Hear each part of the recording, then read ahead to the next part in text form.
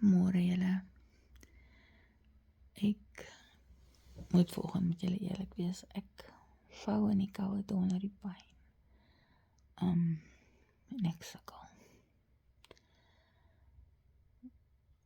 As ek kies om positief te wees, dan kan jou veg.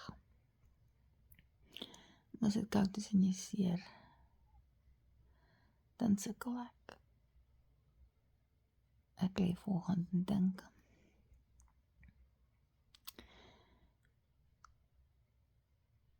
En hoe ek en Marie het moes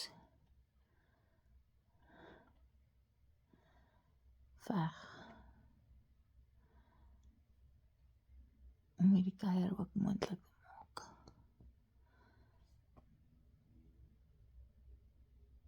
Ek gaan eers